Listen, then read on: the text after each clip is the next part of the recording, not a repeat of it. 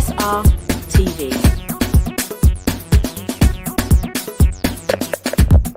Innovative content, global audience. Which people behave, their pattern of dressing, the kind of food they eat, all has to do with culture. And today we're talking about culture. And one interesting thing about the show is that you get to know the uniqueness of people's culture and the do's and the don'ts in their culture. Today we're talking about your culture, our culture, and we're focusing on the Kuru culture in Plateau State. My name is Maryval Eze. I'm reaching live from SRTV studio here in Abuja, the Federal Capital Territory. And today we're talking about the beautiful culture of the Kuru, the people in Plateau State. And I have my beautiful guest on the show, no other person than Mrs. Abigail Dialogue, that will be telling us more amazing and interesting thing about the Kuru people. If you ask me, I think they're great farmers. They've got a lot of interesting and delicious meal. Yes, and the attire as well is beautiful. But there are a lot of things, a lot of interesting things we still get to know. We still all that we still want to know about the Kuru people, the do's and the don'ts in their culture, their traditional marriage, their masquerade, what time of the year do they come out, their music, their dance, everything unique about them are the things we want to talk about today. Good afternoon, ma'am. Good Hello, afternoon. good afternoon. Can you hear me? I can hear you. Okay, today we want to talk about the Kuru culture in Plateau State, and I want you to give us more details about your culture.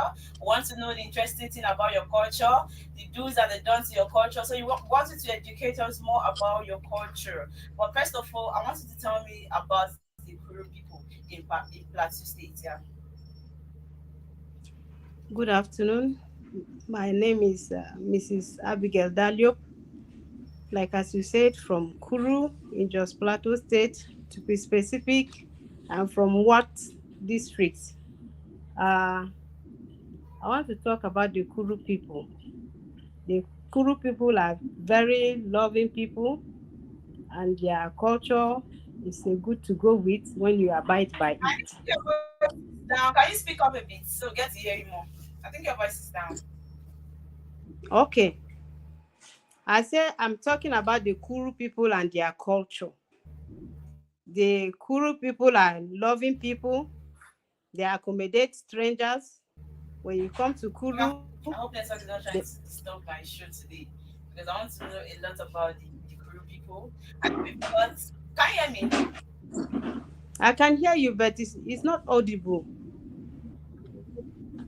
Oh yeah, I think you have to just speak loud, like on your own. Maybe that is where your phone or your laptop volume. Maybe that's the height of it. So you can actually just speak loud, so we get to hear you more. So maybe just speak Okay, louder. Yeah. okay. I said the Kuru people are loving people. They are accommodative. They accommodate strangers. So, our culture in Kuru, do you want to know about the food, our food or traditional marriage or what? No, first of all, I want to know how comes about the Kuru tribe in Plateau State. I want to know where did it originate from, the Kuru tribe.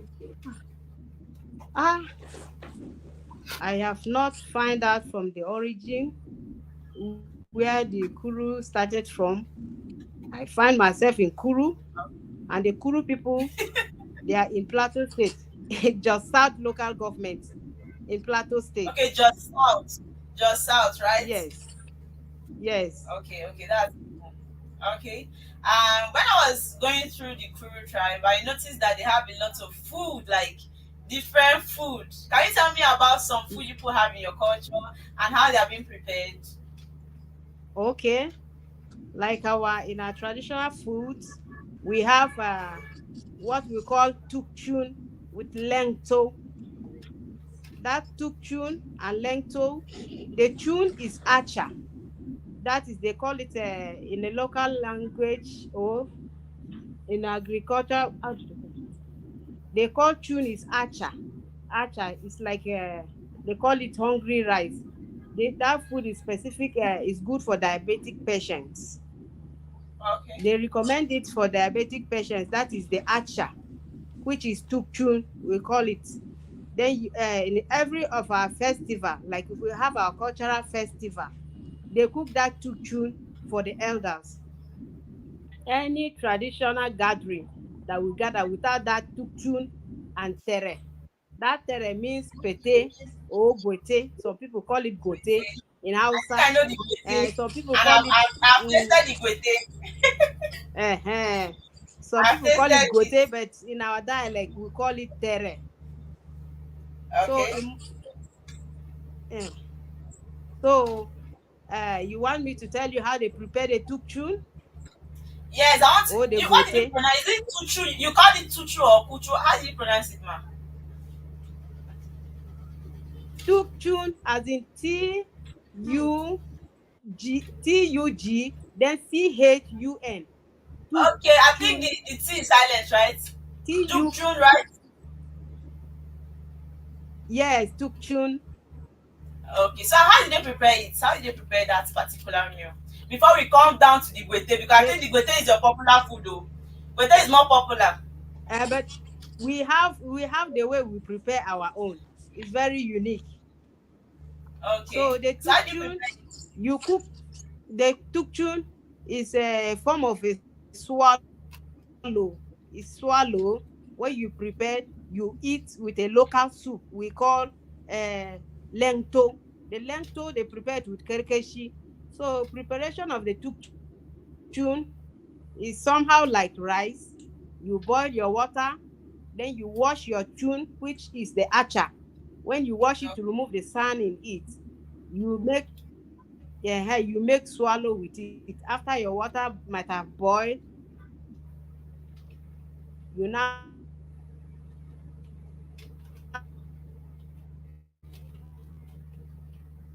put for some time on the fire. So when it's ready, the preparation of the lento, you put your water on fire, put local ingredients. One of it we call zos birum. Can you hear that? Sorry to cut you short. So the tutu and the lento is the lento that is the soup, Abi? That is the soup. Uh-huh. Yes. So Okay. inside the soup, we use more of zos and to. That is lento. Nto is what is a liquid, or yes, it's a liquid we get from ashes. Ashes Okay. burnt Okay. from grass or from a corn stick. When you burn it, you get the ashes. You now infuse the water from it. You soak with water. You infuse. You get the dough from that ashes that you soak. That is what we use in preparing the lento. That serves as the salt. We don't put salt. We don't put maggi. You put that sauce into. Pial means bitter garden egg. So you put I didn't inside hear you your call lento, red and oil. your You put lento out is red good oil to for go. the soup. Eh? Is that nothing like red oil for like you put on use red oil in the soup? Is No, that no, nothing no. like It's red oil watery. like That for is preparing the soup? we don't we don't put oil in that lento. We don't put oil in the Ah, lento. okay. We use Zos, which represents dawa dawa, but our own they use another local way. So that is what we use. You not put maggi, you not put salt. Wow. So all the local things you put makes the soup sweet, and that is And our it will be cultural food, delicious. traditionally made. You know, this kind of meal is so So, natural. sorry. I said this kind of meal is so natural. You don't add a whole lot of Yes, things like it's just natural stuff yes, you put for it. yes. Okay, so No what about the artificial gwete? ingredients there.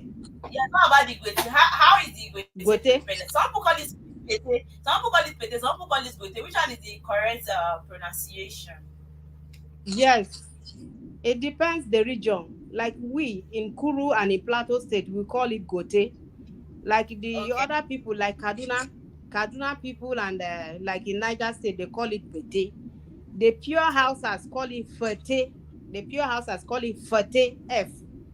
So Pete. our own is Okay. uh, our own starts with G gote. So gote can be prepared with acha. Gote can be prepared with corn. You mill your corn. You get the not the smoother part of it, not the flour, the one that's a little bit rough. Okay. You cook. You can use all manner of vegetable put inside. It doesn't select the gote. You can use cabbage, carrot, green beans, all vegetable you can put. Aleho, that is spinach. So you can use all of Green them leaf, in right? preparation of the gote. All leaves, you can gather all. And that gote Okay, is sorry to cut medicinal. you short, ma. I think I've seen something like beans, like they use beans in preparing that with. Am I wrong? Beans. Our our own natural native own. We don't put beans, we don't put salt, we don't put maggi. Like Wow. we the Biron people, we don't so much eat all these seasonings. We don't put Wow. sweetener inside our food. All the natural ingredients makes the food sweet. That is our belief, and it's like that. Wow, wow, wow. I love this. I love this. Okay, so now I know that the Kuru people, right? You will have Mm, a lot of farm products in your place. I think I've seen something like Irish and yes. all of that. Can you tell us some of the things people farm in your culture? Okay.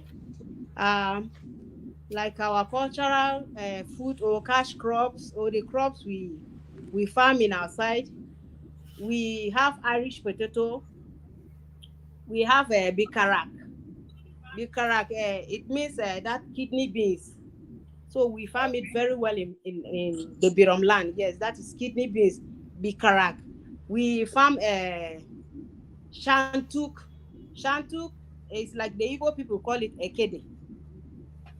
Is it the We iron call it beans? The one shantuk. we call, No, is it like small small that is beans? no. Igbo people call it ekede. Hausa people call it I kanenede. But the it's a uh, small small beans now. That is the fear. yes, that is round. It's round Yes, like I think ring. I saw a Like food like that. Okay, that food will be displayed on the screen soon. Now people use that small small beans to prepare. What meal is that called in your place? I use that fear to prepare. the small beans. Yes. We call it shantuk. Yes, but you prepare a particular meal with that small beans. I think I've seen a picture Yes. of that. You Yeah, prepared in the what form of what's that meal you called? prepared in the okay. They call it Are you seeing the um. beans? You are displaying it now on the screen. Are you seeing it?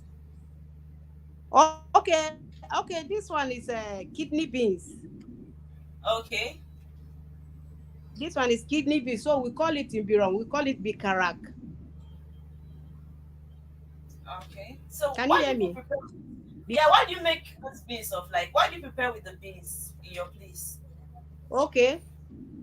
If you want it in a traditional way, like if you have any show, a traditional gathering or cultural gathering, you will Mm, cook your beans. You cook your beans. When the beans is ready, there is something we call diara. Diara in English, we call it benesit, the black benesit. okay. The black benesit, you fry it. When it's fried, you pound it. It has a very good aroma.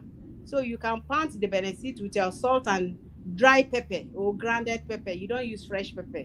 You grind it, then you use it to mix the beans with it. The beans will not look. If you look at it on the face, you not like to eat it, but when you taste it, you like to have Really? more. Oh my god. But the most important thing is that it is delicious. That's just Very it. delicious. Very So delicious. is it every part of Plateau State? Is it every tribe in Plateau State that farm the Irish, the popular Irish? Because I heard you people have a whole lot of Yes. Irish in your land. Irish Okay, every part, potato. right? Irish potato. You can only farm plant Irish potato like yes, most part of the Plateau State. But I know of I'm conversant of Bokos, Mangu, Jos South, and Barkinladi. Those Okay. local Wow. That's governments, their land is very fertile for Irish potato. wow. That's cool. I think that's one beautiful thing about the show. You get to know more about people's culture. I think one thing I've been able to love about your culture so far is the fact that you put farm a lot of products in your place. So it means you people are actually not lazy. You people are doing a lot to survive, to earn a living. Yes. So now let's move down Yes. to the marriage part. Let's talk about the marriage part in your culture. Um, Talking about your marriage part, I'm talking about the traditional marriage as regards your bride price. Is it very expensive? How is the marriage right like in your place? How is the marriage right like in your place? Okay. Like the bride price, it depends. Like the bride price, it depends on the local government, or let me say, um, community. Like Okay. in where I am from Do district, while I'm married in Kuru district. So in my own place, my our bride price is not that expensive. It's not too much.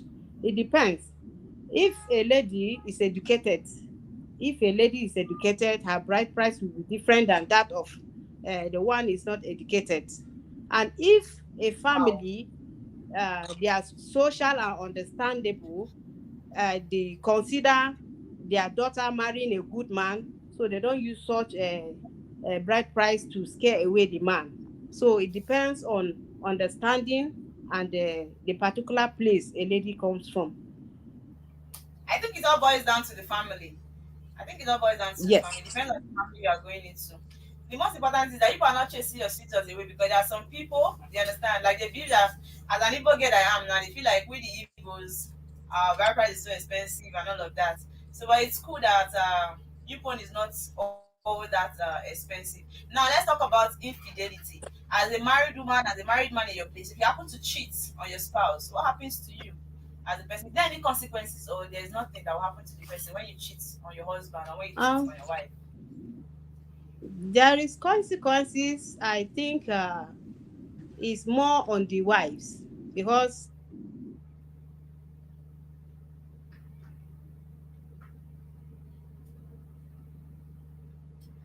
Are you there? I think the network is trying to disturb her. But the thing is, in every culture, you tend to see that more of the consequences are on the female. I really don't know why it's like that. And most times I ask myself, why is it that? Because right now she's trying to say that the consequences are more of the wife, right? According to what she said. I think the women tends to suffer more on the part of infidelity. And I think this gives men the leverage to cheat whenever they want to, do whatever they want to do, because they feel like, nothing will happen to me.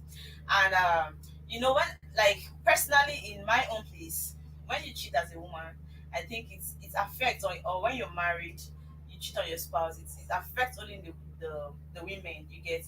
And so also other cultures that I've been able to talk about. I've been able to bring them, other guests I've been able to bring on this my culture show.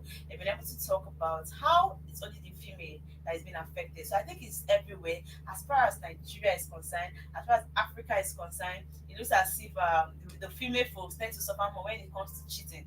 But you think it's a normal thing for the male to cheat, or for the men to cheat and go away with it, nothing happens to them? Or some people will tell you that because the man is the head of the family, but is that supposed to be enough reason?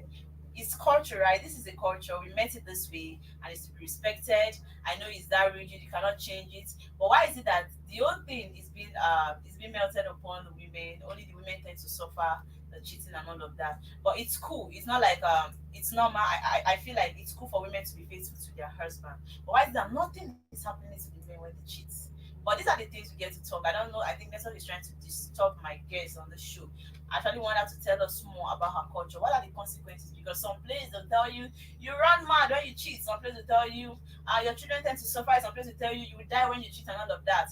A lot of things happens when you cheat in marriages, depending on your culture. And that's why I say every culture is unique.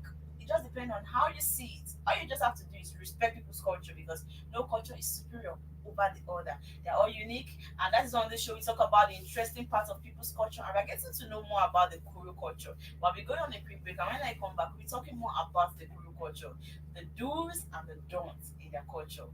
And also, a lot of things that we still need to know about their culture, the They have river, their masquerade, their cultural dance, the kind of music they play, because all this comprises of culture. I'll still get to talk about their attire, how beautiful and unique their attire looks. Don't go anywhere if you are staying with us. I'll be right back. Ooh la la! The second edition of the Nigerian Week London 2024 is here. It's another blend of art and culture, entertainment, business, and networking activities. A week-long extravaganza showcasing the best of Nigerian music, dance, craft, fashion, and businesses. Taking place at the prestigious Lighthouse Theatre, 262-274 Camberwell Road, London, SE5 OAY. Date 22nd to 28 July 2024. Tickets are available at eventbrite.com. For partnership and sponsorship, please visit superiorradioandtelevision.com or call +4407 459 513 619 or +4420 3623 8755. Email info@superiorradioandtelevision.com or visit our website www.superiorradioandtelevision.com/Nigerian Week 2024. Come. Are you tired of endless search for the perfect property? Look no further. Let SRTV Real Estate be your trusted partner in the journey to finding your dream home. We can offer you a dream home in a serene environment and beautiful ambience, surrounded with modern nature. That's definitely what you crave for. Well, you asked for it, and here we have it. Why not live the best of your dreams by making do with time, space, and value? The smartest form of real estate investment is that which is done at the initial public offer. Join the long list of satisfied clients who have chosen SRTV Real Estate for all their property needs. We pride ourselves in turning your dreams into homes. Act today. Secure your slice of a palace, even on a flexible payment plan, and embark on a journey towards a brighter tomorrow. Your dream is valid, living in a place of fabulous wealth and great opportunities. Don't compromise the standards of living. Explore the world of vast opportunities by investing in SRTV Real Estate today. Superb location, habitable, accessible, attractive, and a secret to every smart investor. For your real estate, SRTV is trusted and reliable. Contact us today with the number on the screen or email us at realestate@superiorradioandtelevision.com. At SRTV Film Academy, our students are not just learners. Through our comprehensive programs and hand-on trainings, they are transformed into confident and skilled professionals ready to face the world of filmmaking and journalism. We offer a range of courses from film acting to cinematography, costume and makeup design, special effects, script writing, directing, and lots more. Take the first step to unleashing your potentials on the big screen. Do well to register with us today. Remember, there is always a professional way to doing everything. Acting is my true passion. I can't wait to dive into the beautiful world of character interpretations. The ability to step into someone else's shoes, feel what they feel, bring their stories to life is an exhilarating experience for me. SRTV Film Academy has a comprehensive curriculum that will help me refine my acting skills, explore different acting techniques, and of course, help me find my unique voice as an actor. I am so ready to take on any role, embrace any challenge, and make my impact in the world of film. Cinematography has always fascinated me, and I am thrilled to be able to hone my skill at SRTV Film Academy, and I can already envision myself behind camera capturing electrifying, breathtaking shots that will leave the audience in awe. Yeah, for real. Being a part of SRTV Film Academy means I get to take my love for makeup to a whole new level. Special effects makeup is like magic, I tell you. Allow me to create scars, wounds, and fantastic creatures. I can't wait to learn to use the art of prosthetic to create imaginary world. And all hands on deck and guidance from professionals at SRTV Film Academy will help refine my skill and turn my passion into a career. I'm eager to unleash my creativity and make a lasting impression in the world of film and television. as someone Welcome back, guys, from that quick break. We're still on the show. Your culture, our culture, my culture. Then we talk about the amazing and beautiful parts of people culture, and we get to know more about their culture. And I think network wanted to disrupt my guest on this show. Okay, you're welcome back, ma'am. Welcome back to Thank the you show. very much. Yes, I think you were talking about the consequences before the network disrupted. The consequences of infidelity in your culture. So can you go on? The consequences of infidelity in our culture is more about on women. It does not affect men because nobody has told me about men. But But why like is it that like of a that? woman, Why is it that I've been talking about this even when you went off? Like it's always on the women. Why is it that only women tend to suffer cheating in marriage? it's like it's cheating on the women. It's cheating. They are more concerned on the women than that of a man, the men. So our culture, once you get married to your husband, you must not cross to another man. Like particularly Wow. in my husband's family, when I got married to him, my mother-in-law told me that as you have entered to this our family, this is our do's and don'ts. You must not cross another man, because if you do, nobody will know and nobody will ask you question. But when you conceive, when you are about to deliver or during the labor, you must confess. If not, you will not be able to deliver that child. I asked her why.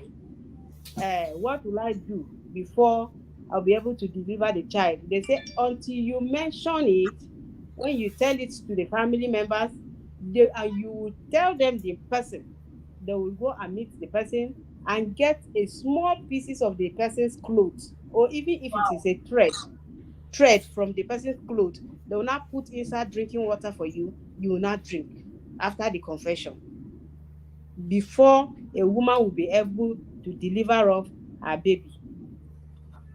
That is the consequences of infidelity.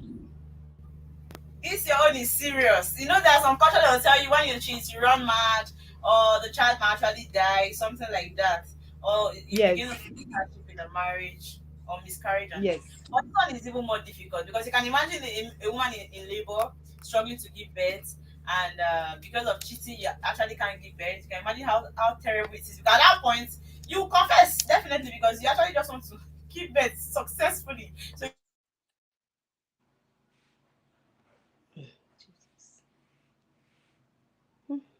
God, oh, abeg.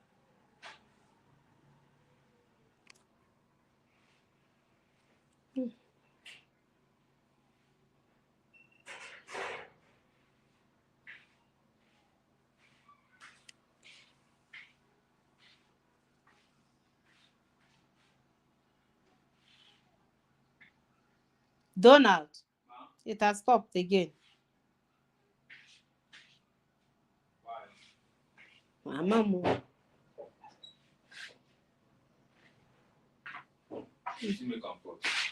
Just stop. But I'm seeing her. I'm seeing myself. But I cannot hear the thing pause. Mhm.